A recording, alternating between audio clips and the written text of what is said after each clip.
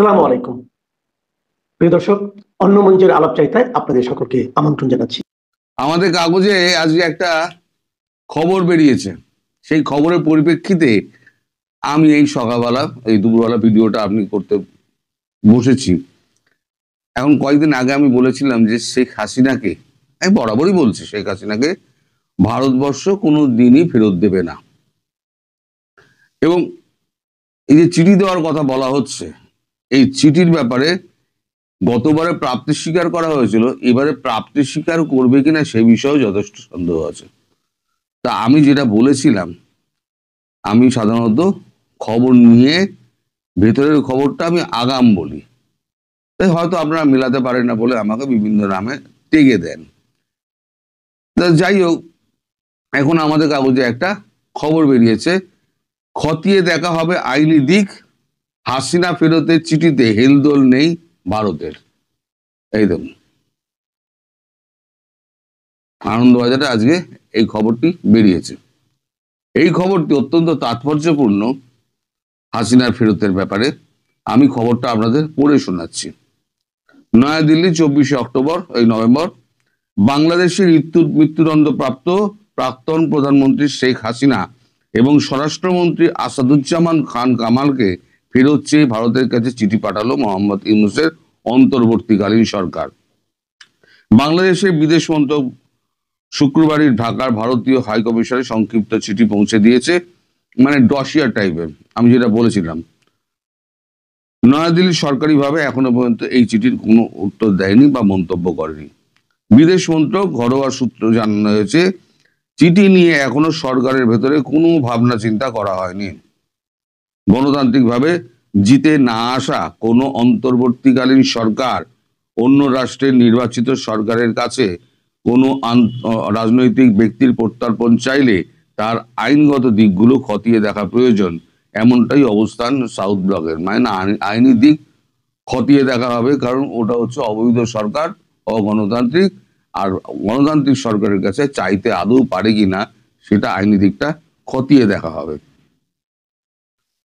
ফলে এখনই বাংলাদেশের চিঠির জবাব দেওয়ার জন্য তোড়জোড় করা হচ্ছে না বলেই কূটনৈতিক সূত্রের খবর। কবে খবর দেওয়া হবে এ নিয়েও কোনো স্পষ্ট পদক্ষেপ উল্লেখ করা হচ্ছে না। এর আগে বাংলাদেশ কূটনৈতিক বার্তা পাঠিয়েছিল, যদিও ভারত সরকারের তরফে কেবল প্রাপ্তি স্বীকার করা হয়েছিল, সিদ্ধান্তের বিষয় প্রকাশ্যে তা কিছু জানানো হয়নি। এবারে তাও জানাবে কিনা সে নিয়ে সন্দেহ আছে। এই আবহে গতকাল সন্ধ্যায় সাংবাদিকদের মুখোমুখি হয়ে বাংলাদেশের বিদেশ উপদেষ্টা মোহাম্মদ তৌহিদ হোসেন বলেছেন, শেখ হাসিনা ও আসাদুজ্জামান খান কামালকে ফেরত চেয়ে ভারতের কাছে চিঠি পাঠানো হয়েছে। তিনি বলেন, আমরা শুক্রবার চিঠি পাঠিয়েছি, এটি দ্বিতীয় অনুরোধ। গত বছরের ডিসেম্বরে বিদেশ মন্ত্রক ভারতের বিদেশ মন্ত্রককে চিঠি পাঠানোর জন্য একটি চিঠি ফেরত পাঠানোর জন্য চিঠি পাঠিয়েছিল, তার কোনো জবাব পাওয়া যায়নি। ভারত এবং বাংলাদেশের মধ্যে বন্দি প্রত্যর্পণ চুক্তি রয়েছে। হাসিনার জামানাতে এই চুক্তি স্বাক্ষরিত হয়। ওই চুক্তি অনুযায়ী আদালতের রায়ে প্রত্যর্পণ করানোর মতো অপরাধ থাকলে সংশ্লিষ্ট ব্যক্তিকে এক দেশ অন্য দেশের হাতে তুলে দেবে, ওই চুক্তিতে বলা ছিল। তবে এক্ষেত্রে কিছু নিয়মও রয়েছে। চুক্তিতে স্পষ্টভাবে বলা হয়েছে, অপরাধটির চরিত্র যদি রাজনৈতিক হয় তাহলে প্রত্যর্পণ করা হবে না। পাশাপাশি খুন, গুম করা এবং অত্যাচার, মানে যেগুলো হাসিনার ক্ষেত্রে ব্যবহার করা হয়েছে, খুন, গুম, অত্যাচার, এইগুলো হাসিনা যেগুলো অভিযুক্ত আছেন রাজনৈতিক অপরাধের তালিকায় রাখা হবে না বলে ওই চুক্তিতে বলা হয়েছে। মানে এই যে খুন, গুম, এই যে সমস্ত অত্যাচার যেগুলো আছে সেগুলো ওই চুক্তির মধ্যে নেই। ফলে এই চুক্তিতে যদি ওই গুম, খুম, হ্যান ত্যান এই সমস্ত অভিযোগ তুলে যদি প্রত্যর্পণ চাওয়া হয় তাহলে ওই চুক্তি অনুযায়ী প্রত্যর্পণ ঘটবে না। এবার সবথেকে গুরুত্বপূর্ণ অংশটা শুনুন। চুক্তির সবচেয়ে গুরুত্বপূর্ণ দিক হলো যেখানে স্পষ্টভাবে বলা হয়েছে, বিচারের নেপথ্যে যদি সৎ কোনো উদ্দেশ্য না থাকে তাহলে ভারত বা বাংলাদেশ সংশ্লিষ্ট ব্যক্তিকে প্রত্যর্পণ করবে না। আমার পরিষ্কার হয়ে গেল। প্রথম কথা, ওই চুক্তির খেলাপ হচ্ছে, গুম, খুম, অত্যাচার ওই চুক্তির মধ্যে নেই। এইগুলো থাকলে পরে হস্তান্তর করা হবে না, মানে ওই চুক্তি অনুযায়ী হস্তান্তর করা হবে না যদি অভিযোগ থাকে। আজ রাজনৈতিক উদ্দেশ্য প্রণোদিত যদি কোনো থাকে, উদ্দেশ্য থাকে, তাহলেও কোনো অপরাধীকে না বাংলাদেশ দেবে না ভারত দেবে। শেখ হাসিনার আমলে এই চুক্তি হয়েছিল, সেই চুক্তি বলেই এরা এখন খুব নাচানাচি করছে। এখন এটা পরিষ্কার হলো, সরকারিভাবে জানিয়ে দেওয়া হয়েছে, খবরে কাগজে বেরিয়ে গেছে, সুতরাং আমার কথার উপর আর বিশ্বাস অবিশ্বাসের প্রশ্ন নেই। এবার আমি আর একটা আপনাদের কথা বলি। আমি কিছুদিন আগে একটা খবর বলেছিলাম আপনাদের, একটা পোস্ট দিয়েছিলাম যে আপনাকে মোহাম্মদ ইউনূসকে এই টেরর অফ দ্য নেশন ঘোষণা করবে ভারত।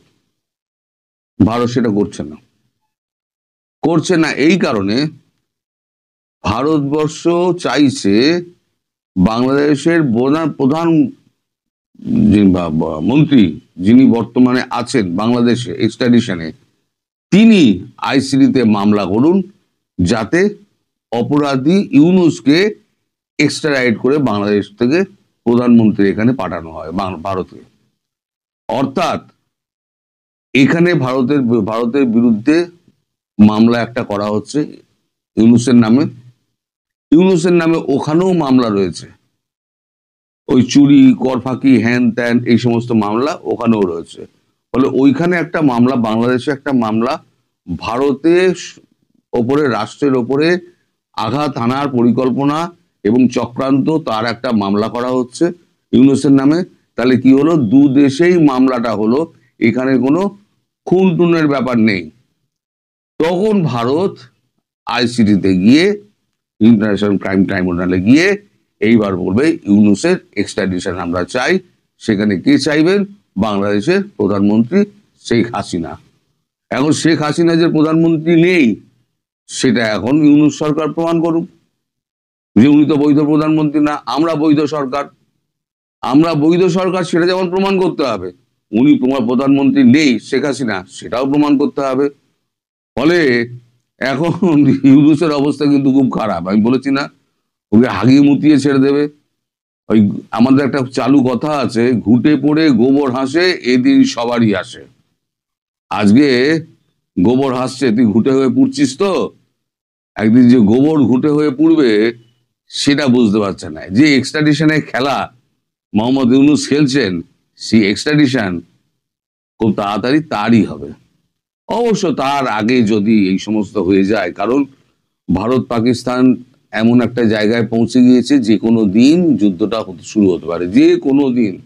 আজকে রাত্রিও হতে পারে, কালকেও হতে পারে, যে কোনো দিন হতে পারে।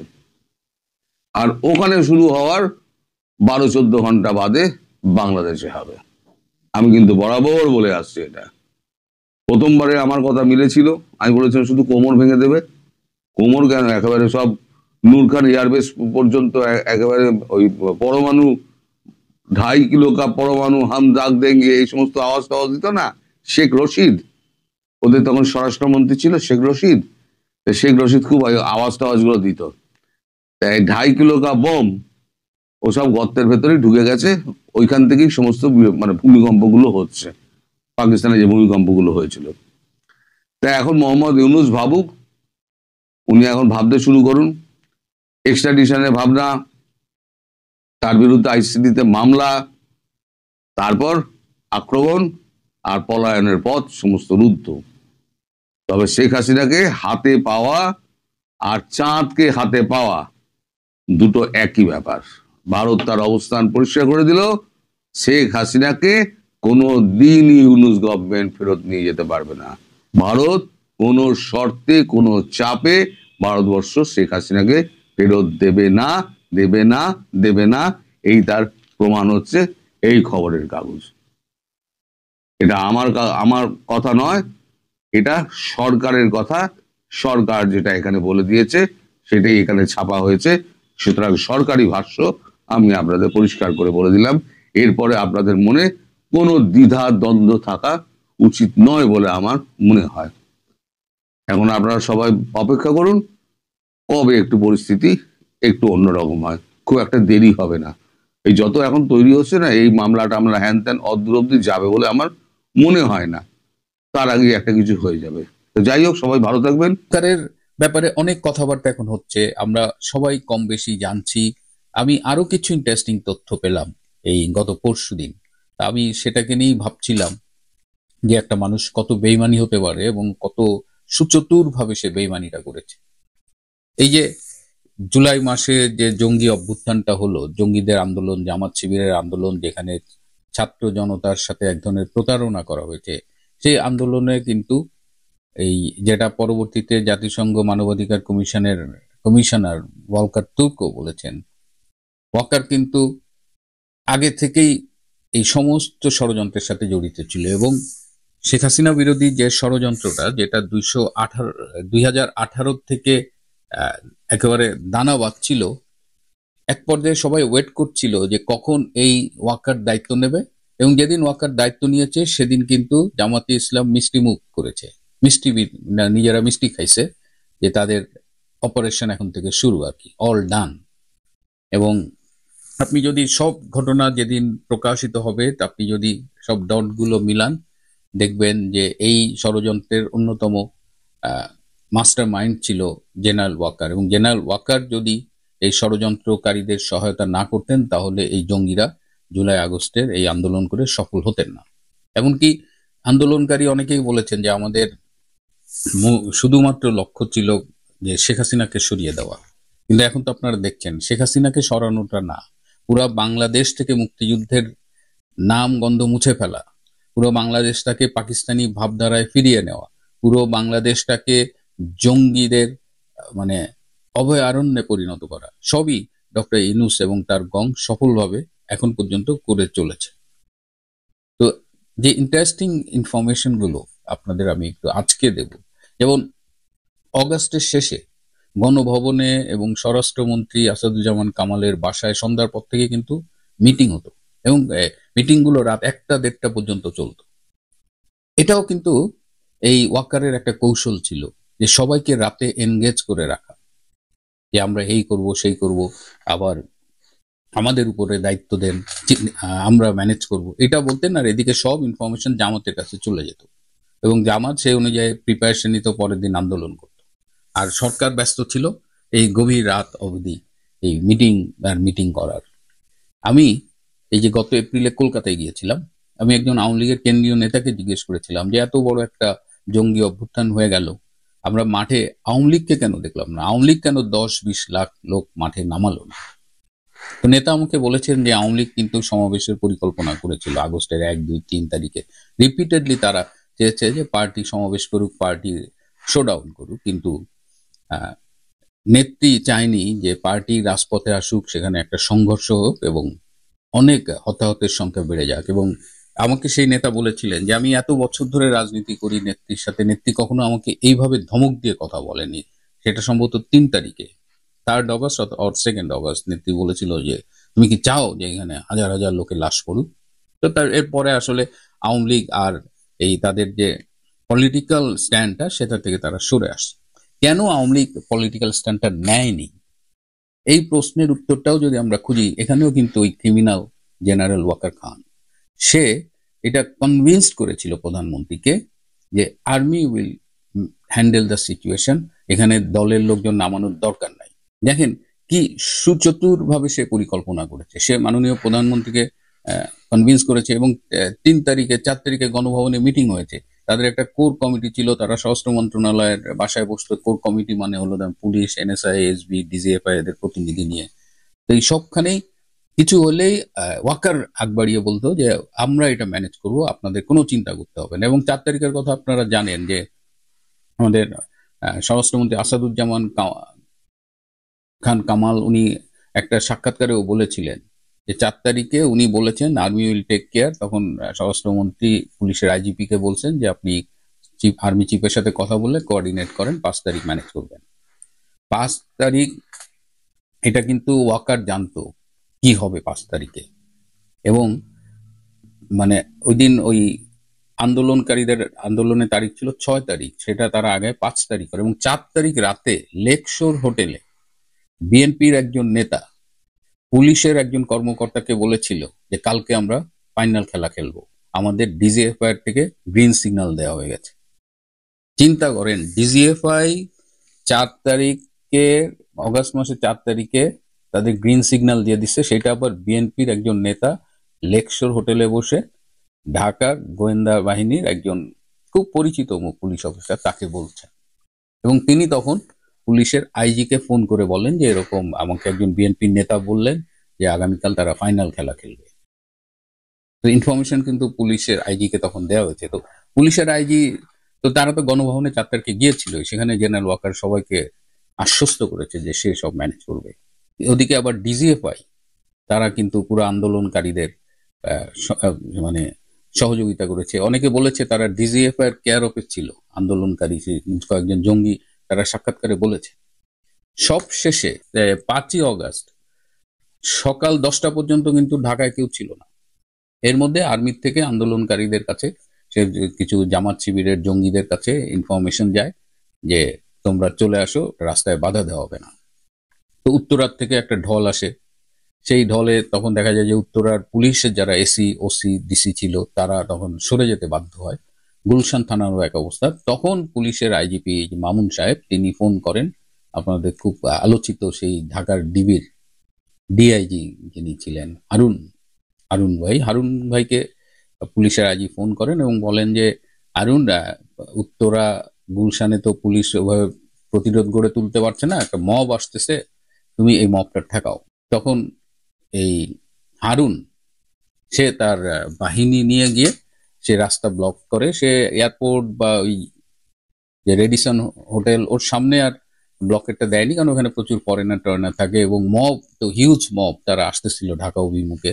তখন সে বনানীর কাকলির ওখানে একটা ব্যারিকেড দেয় যে এখানে আসলে মব কন্ট্রোলের যা যা করা সব প্রস্তুতি নেয়, কাঁদুনে গ্যাস ট্যাস নিয়ে। ঠিক সেই সময় সেনাবাহিনীর একজন ব্রিগেডিয়ার এবং একজন কর্নেল পদমর্যাদার এই 2 জন অফিসার এসে হারুন ভাইকে বলেন যে হারুন সাহেব, আপনি তো খুব পপুলার মানুষ, আপনাকে আমাদের বড় স্যাররা সবাই খুব পছন্দ করেন, ডিজিএফআই আপনার খুব প্রশংসা করেন, তো আপনি এখানে থাকলে সমস্যা হতে পারে, আপনাকে সবাই চেনে, আপনি এখান থেকে সরে যান, আপনার ফোর্স থাকুক এবং আমরা তো আছি, আমরা এই মব আমরা কন্ট্রোল করব। তখন হারুন সাহেব ফোন করেন পুলিশের আইজিপিকে এবং পুলিশের আইজিপি বলেন যে যেহেতু তারা বলছে তাহলে তুমি চলে যাও। তো হারুন সাহেব সেখান থেকে টান দিয়ে চলে আসেন। এই ক্যান্টনমেন্টের জাহাঙ্গীর গেটের কাছাকাছি আসতেই তার যে অধীনস্থ অফিসারটা ছিল কাকুলি সেখানে ডিউটি, সে ফোন করে বলে স্যার আমাদেরও তো চলে যেতে বলছে। হারুন সাহেব বলছে চলে যেতে বললে কি করবেন, চলেন। তো এইভাবে শেষ মুহূর্তে পুলিশ যে ব্যারিকেড দেওয়ার প্ল্যান করছিল, এই আর্মির 2 অফিসার যে পুরো রাস্তাটা ফাঁকা করে দেয়। তারপরে তো আপনারা জানেন কি হয়েছে, যে একদম সেই মব সেই জঙ্গিদের মিছিল, পরে তো প্রতারিত ছাত্র জনতাও সেখানে যোগ দেয়, তারা গিয়ে গণভবন অভিমুখে চলে যায় এবং গণভবন আনপ্রোটেক্টেড ছিল। এবং ওরা যখন আসছিল তখন তো মাননীয় প্রধানমন্ত্রী শেখ হাসিনাকে বিশেষ ব্যবস্থায় বিমানে করে, সামরিক বিমানে করে ভারতে নিয়ে যাওয়া হয়। তো এই কথাটা আমি বলতে চাচ্ছি যে সেনাবাহিনী বেইমানি করেছে এবং শেষ রাতে 4 অগস্ট বেইমানি করেছে এবং 4 অগস্ট বিএনপির নেতাদের মুখে, জামাতের নেতাদের মুখে জানতো যে কালকে ফাইনাল খেলা, এবং 5ই আগস্ট একদম শেষ প্রতিরোধটাও তারা গড়তে দেয় নাই। সবচেয়ে ভয়ঙ্কর ব্যাপার হলো যে এই 5ই আগস্ট মব যখন গণভবনে যাবে তখন এই জেনারেল ওয়াকার খান জামাতের সন্ত্রাসী এবং জঙ্গিদের মিলে প্ল্যান করেছিল যে গণভবনে অত্যন্ত নির্মমভাবে শেখ হাসিনাকে হত্যা করা হবে। চিন্তা করেন, যে প্রধানমন্ত্রী অনেক দেশি বিদেশি গোয়েন্দা সংস্থার রিপোর্টকে উপেক্ষা করে এই জেনারেল ওয়াকারকে সেনা প্রধান বানালেন, সেই সেনা প্রধান জেনারেল ওয়াকার শেখ হাসিনাকে হত্যার পরিকল্পনা পর্যন্ত করে ফেলেছিল, কিন্তু রাখে আল্লাহ মারে কে। প্রিয় বন্ধুরা, এই অজানা তথ্যগুলো, বিশেষ করে শেষ মুহূর্তের ব্যারিকেড সরিয়ে নেওয়ার যে ষড়যন্ত্র, আমার মনে হচ্ছে যে এটা রেকর্ডে থাকুক। আজ এ পর্যন্তই। ভালো থাকবেন, সুস্থ থাকবেন, তার চেয়েও জরুরি হলো নিরাপদে থাকবেন। সবাইকে অনেক ধন্যবাদ।